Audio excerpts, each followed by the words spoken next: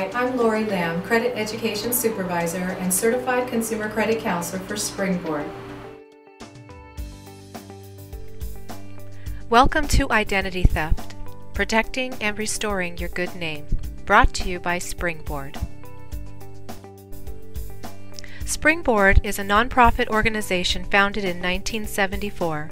For over 35 years, we've been offering personal financial education and assistance with money management, credit, and debt management through educational programs and confidential counseling.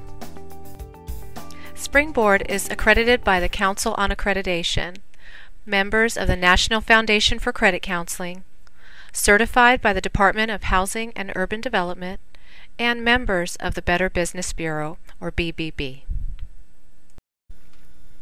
Our services include credit and debt counseling, financial education programs, seminars and materials, debt management plans, homeowner assistance including foreclosure prevention, first-time homebuyer education seminars, reverse mortgage counseling for seniors, pre-bankruptcy budget and credit counseling, pre-discharge financial management instructional course.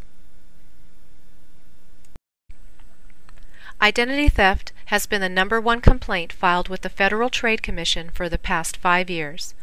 In 2008, 9.9 million Americans became victims.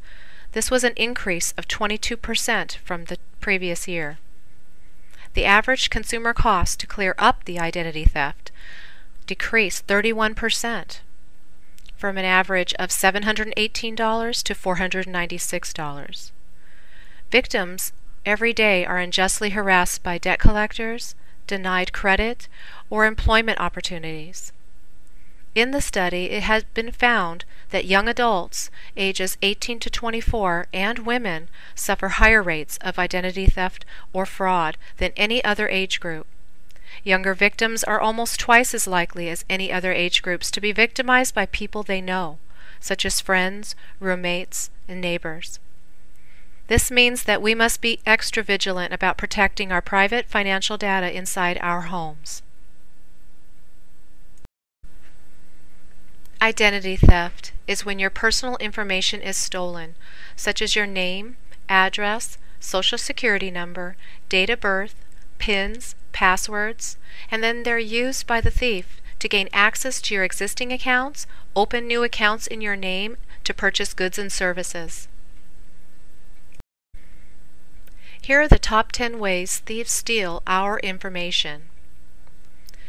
Through wallets and purses containing identification and credit and bank cards and checkbooks. Completing a change of address form to divert your mail to another location. Getting personal information by working in your home, such as housekeeping services, construction and home repair, carpet cleaning and babysitting. Using personal information you share on the internet through phishing scams. This is when the perpetrator will send out an email to thousands of email addresses, pretending to be from a trusted source such as your bank or credit union. By hacking viruses or spyware on your personal computer. By data breaches at a retailer, school, or bank. Getting your business or personal records at work. Shoulder surfing, by looking over your shoulder while transacting at an ATM machine or working on your laptop. Stealing your mail, including your bank and credit card statements, pre-approved credit offers. Rummaging through your trash or the trash of businesses for personal data. This is a practice known as dumpster diving. This is not illegal, and trash is not considered your personal property.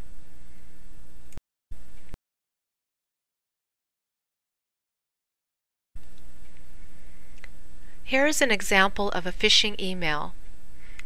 Typically, it's a message that looks like it's from your bank or credit union.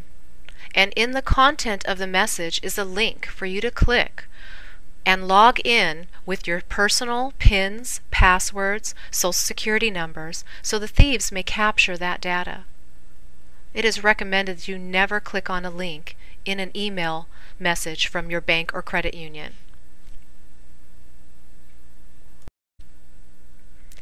Avoiding identity theft is not simple, but there are several common sense things that consumers can do.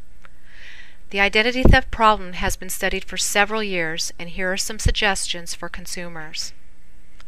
Only carry credit and debit and ID cards that you use. Leave the rest of them at home. Never carry your Social Security card in your purse or wallet. Photocopy the entire contents of your wallet, both sides. Credit cards carry the toll-free number on the back of the card to report lost and stolen cards, and you will always know what you have in your wallet and who to report the theft to. Replace paper statements and go with electronic versions. This will leave less mail sitting in your mailbox if you do not have a locking mailbox. Protect your accounts. Add strong personal identification numbers and passwords. Do not use birthdays, anniversaries, or Social Security numbers as your passwords. Never provide personal information over the phone unless you initiate the call. Install and update firewall, anti-spyware, antivirus, and browser security software when requested. Here are the additional prevention tips. Secure your sensitive mobile data on laptops, your PDA, or your phone. Don't register while visiting websites or participate in phone surveys, marketing surveys, or contests in the mall for that car. Once a company buys a list with your information, you will become a target of their marketing campaign, and this creates one more source for identity thieves to find and appropriate your personal information. Get a crosscut shredder and shred all sensitive documents prior to disposal, or use them in your fireplace to start a fire. Use a secure mailbox for incoming and outgoing mail, or you may obtain a post office box for security. Be aware of your surroundings when transacting in public at the ATM. Recognizing the benefit of self-monitoring of our consumer credit reports, Congress adopted a new rule that allows you a free copy of your credit report annually from each of the 3 credit reporting agencies, Experian, TransUnion, and Equifax. To order your free credit reports, you may go to www.annualcreditreport.com, where you can order your reports directly, view them, print them, or dispute some things online if you find inaccuracies. You may also request your free credit reports by calling this toll-free number. That's 877-322-8228. Here are some additional rights under FACTA. Fraud alerts. There are 2 types of fraud alerts, an initial alert and an extended alert. Let's discuss the initial fraud alert first. You may ask that an initial alert be placed on your credit report if you suspect you have been or are about to be a victim of identity theft. An initial alert is appropriate if your wallet has been stolen or if you've been taken in a phishing scam. When you place an initial fraud alert on your credit report, you are entitled to 1 free credit report from each of the 3 nationwide consumer reporting companies. Now let's discuss the extended fraud alert. You can have an extended alert placed on your credit report if you've been a victim of identity theft, and you provide the consumer reporting company with an identity theft report. When you place an extended alert on your credit report, you are entitled to 2 free credit reports within 12 months from each of the 3 nationwide consumer reporting companies. In addition, the consumer reporting companies will remove your name from the marketing lists for pre-screened credit offers for 5 years, unless you ask them to put your name back on the list before then. To place either of these alerts on your credit report or to have them removed, you will be required to provide appropriate proof of your identity. That may include your name, address, Social Security number, and other personal information requested by the consumer reporting company. When a business sees the alerts on your credit report, they must verify your identity before issuing you credit. As part of this verification process, the business may try to contact you directly. This may cause some delays if you're trying to obtain credit. To compensate for possible delays, you may wish to include a cell phone number where you can be reached easily in your alert. Remember to keep all contact information in your alert current. Now let's discuss active duty alerts for military personnel. The last thing you want to worry about while you're deployed is someone assuming your identity to commit financial fraud. Amendments to the Fair Credit Reporting Act allow you to place an active duty alert in your credit report. According to the Federal Trade Commission, one of the agencies that enforce the FCRA, or Fair Credit Reporting Act, the alert requires creditors to verify your identity before granting credit in your name. If you are a member of the military and away from your usual duty station, you may place an active duty alert on your credit reports to help minimize the risk of identity theft while you are deployed. When a business sees the alert on your credit report, it must verify your identity before issuing you credit.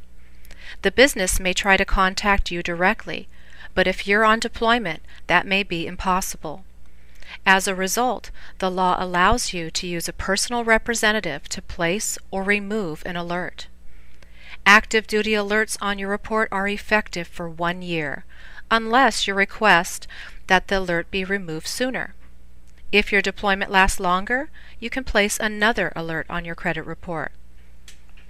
To place an active duty alert or have it removed, call the toll-free number of one of the 3 nationwide consumer reporting companies: Equifax, Experian, or TransUnion.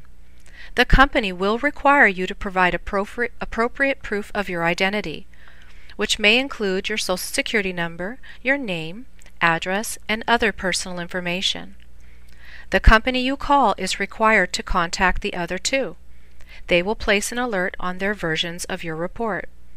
If your contact information changes before your alert expires, remember to update it.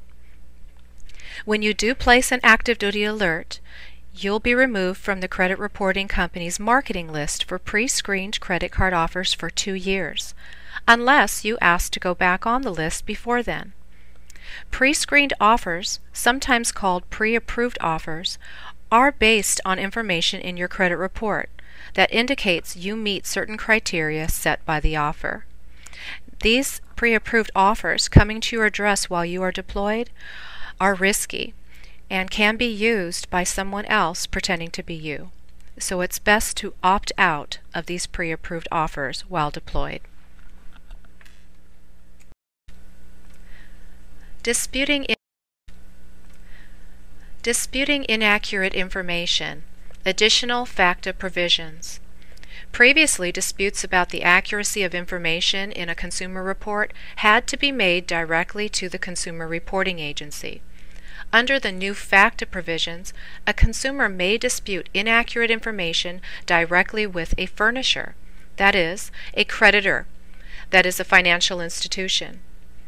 Upon notice of disputed information, the furnisher must investigate and cannot report negative information while the investigation is pending. Notice of negative information. The number 1 tip for detecting identity theft is to check your credit report. Erroneous information about late payments and collection actions is what you don't want to see. Like a lot of people, ordering your credit report is probably high on your to-do list, but it never seems to get to the top of that list. FACTA now requires creditors to give you what might be called an early warning notice. This notice could alert you that something is amiss with an account. However, the notice is not a substitute for your own close monitoring of your credit reports, bank accounts, and credit card statements. And you may have to look closely to even see this new notice. Free nationwide consumer reporting agencies. Consumer reports are generally thought to mean credit reports issued by one of the 3 national credit bureaus, Experian, TransUnion, or Equifax. However, consumer reports may also be issued for purposes other than credit applications. The Fair Credit Reporting Act also covers reports for insurance, employment, check writing, and housing rental history. Such reports are quite common, and a number of companies now specialize in providing reports for these specific purposes. FACTA defines companies that issue non-credit reports as a nationwide specialty consumer reporting agency when the reports relate to the following: medical records or payments, residential or tenant history, check writing history, employment history, insurance claims for home or auto insurance.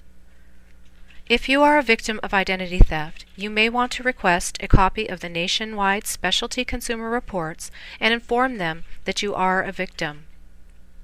If you have a negative entry due to identity theft on any of the above specialty consumer reports, your rights allow you to dispute these items just as you would with one of the 3 credit reporting agencies. You may also request these specialty consumer reporting agencies at no cost to you once annually. Credit Security Freeze Law. Most states have credit security freeze programs, but not all programs are the same and vary from state to state depending on the laws each state has passed. You may search for specifics for your state's credit freeze and security alerts at www.idtheftcenter.org. Since November 1, 2007, the security freeze has been offered voluntarily by Equifax, Experian, and TransUnion to consumers living in the states that have not yet adopted security freeze laws. The freeze is also available to all consumers in the states that limit this protection to identity theft victims only. In order to effectively freeze access to your credit files, you must request the security freeze at each of the 3 major credit bureaus. If you put a security freeze on your credit file, your file cannot be shared with potential creditors. A security freeze can help prevent identity theft. Most businesses will not open accounts without first checking a consumer's credit history. If your credit files are frozen, even someone who has your name and social security number would probably not be able to get credit in your name. To place a security freeze, you must write to each of the 3 credit bureaus. You must provide identifying information, such as your photo ID, a copy of your social security card, and proof of your address, such as a utility bill. A security freeze is free to identity theft victims who have a police report of identity theft. If you are not an identity theft victim, it will cost you a small amount to freeze all 3 credit reports individually. Please check at the website www.idtheftcenter.org for the cost for non-victims to freeze your files. California Identity Theft Registry. California's identity theft database was established to help victims of identity theft who have been wrongly accused or associated with crimes. If you've been charged with a crime committed by another person using your stolen identity, or if your identity has been mistakenly associated with a record of criminal conviction, you can register to enter your name into the identity theft database. Once confirmed, your information would be entered into the new statewide database and used to show others that you were actually not responsible for the crime. This information would be available via a toll-free number to the identity theft victim. Criminal justice agencies and other individuals and agencies authorized by the victim to see the information. Registration requirements. To register as a victim of identity theft, you must obtain a registration application packet from the Department of Justice. You can call toll-free 1-888-880-0240 or visit the United States Department of Justice's website at www.usdoj.gov.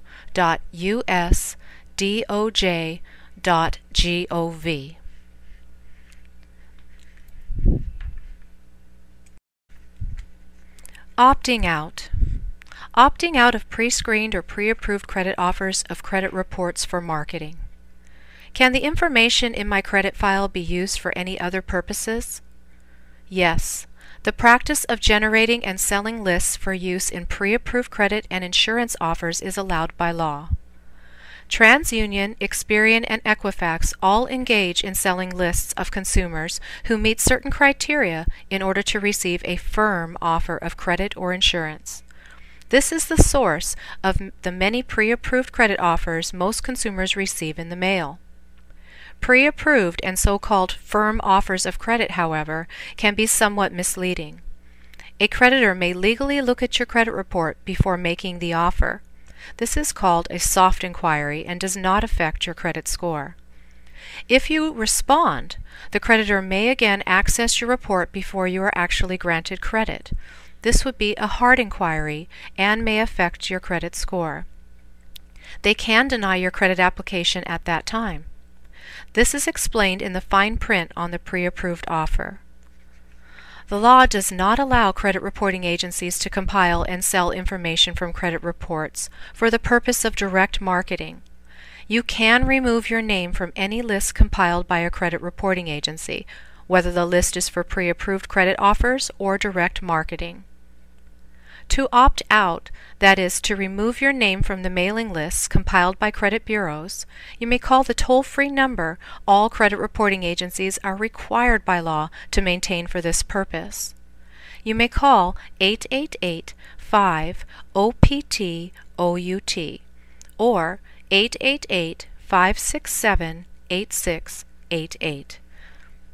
You may also go online at www.opt-prescreen.com. This phone number can be used to remove your name from the list of all 3 credit reporting agencies. You may also write to the credit reporting agencies.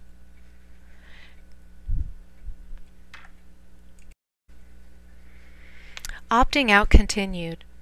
You may also remove your name from the marketing lists. The Direct Marketing Association, or DMA, is responsible for notifying its members that they must remove your name from lists they sell. Your name and address remain in the DMA's consumer exclusion files for 5 years. You may contact them at www.dmachoice.org/consumerassistance.php. What to do if you are a victim of identity theft? You can protect yourself and, most importantly, educate yourself on what steps to take if you feel that you are a victim of identity theft. If any of your personal identifying information, such as your Social Security number, financial account numbers, and/or passwords, your birth date, name, address, and telephone number has been lost or stolen, or if you suspect that your personal information has been used to commit fraud or identity theft, take immediate action. Reporting this identity theft immediately and keeping detailed records of your actions are very important and can reduce the time it takes to resolve this crime. Keep accurate records. Accurate and complete records will greatly improve your chances of resolving your identity theft case. Follow up in writing with all contacts you have made by phone or in person. Use certified mail return receipt requested. Keep copies of all correspondence or forms you send. Keep a log and write down the name of anyone you talk to, what he or she has told you, and the date and time of the conversation. Use a tracking sheet to keep track of your progress. Keep the original copies of supporting documentation like your police reports and letters to and from creditors. Send them copies only. Set up a filing system for easy access to your paperwork. Keep your old files even if you believe your case is closed. One of the most difficult and annoying aspects of identity theft is that errors can reappear on your credit reports or your information can be recirculated. Should this happen, you'll be glad you kept your files. Report your identity theft. While resolving credit problems resulting from identity theft can be time-consuming and frustrating, the good news is there are procedures under the federal laws for correcting credit reports, billing errors, and stopping debt collectors from contacting you about debts you don't owe. The top 5 steps to take. Place a 90-day fraud alert on your credit report by contacting one of the 3 credit reporting agencies. They will notify the other 2. File a police report with your local law enforcement agency. Call your creditors and banks immediately. Close any of your open accounts and obtain new numbers with new PINs and passwords. Close all fraudulent accounts opened in your name. Use the identity theft affidavit. Send a copy, certified mail return receipt to your creditors, banks, collection agencies, and credit reporting agencies to notify them of your case.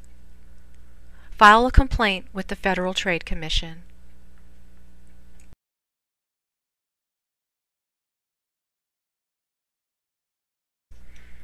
The Identity Theft Checklist. Use the following checklist to help you clear up your records. It lists the actions most identity theft victims should take to limit the damage done by the thief. You may also find more information at the websites of the Federal Trade Commission at www.consumer.gov/ID theft, at the Identity Theft Resource Center at www.idtheftcenter.org, and the Privacy Rights Clearinghouse at www.privacyrights.org. Some of the examples in the checklist would be to report the fraud to the 3 major credit bureaus. Write to the credit bureaus. Write a letter to each of the credit bureaus. Repeat what you've said in your telephone call. Send copies of your police report and completed identity theft affidavit. Remind the credit bureaus that they must block or remove any information that you, as an identity theft victim, say is a result of the theft. Send your mails, certified mail return receipt requested, and keep a copy of each letter. Report the crime to the police. You can report identity theft to your local police department. Ask the police to issue a police report of identity theft. Give the police as much information on the theft as possible. One way to do this is to provide copies of your credit reports showing the items related to identity theft.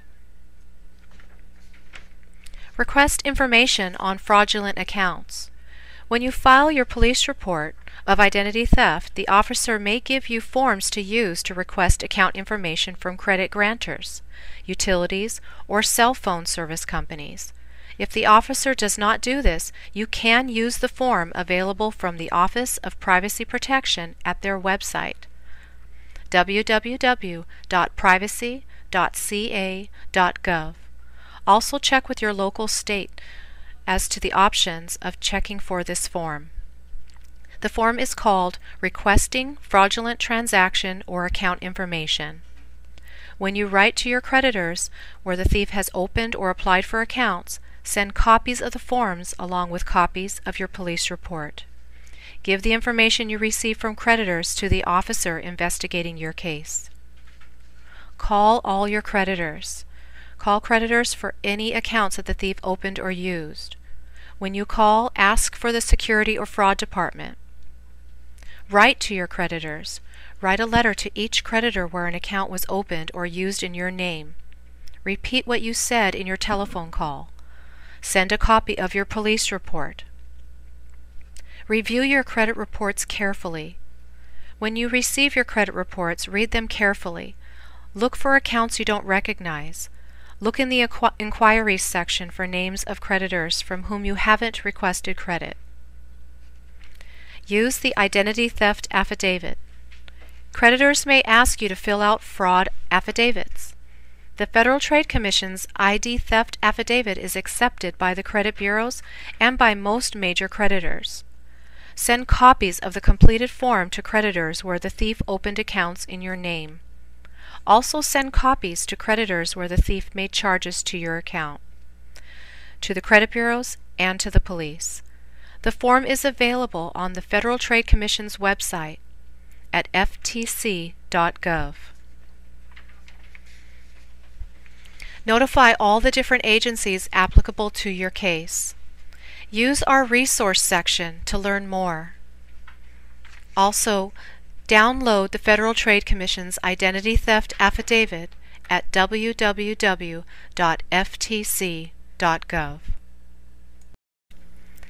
Thank you for visiting Identity Theft: Protecting and Restoring Your Good Name, brought to you by Springboard. The complete Identity Theft: Protecting and Restoring Your Good Name booklet is available at our website at www.credit.org.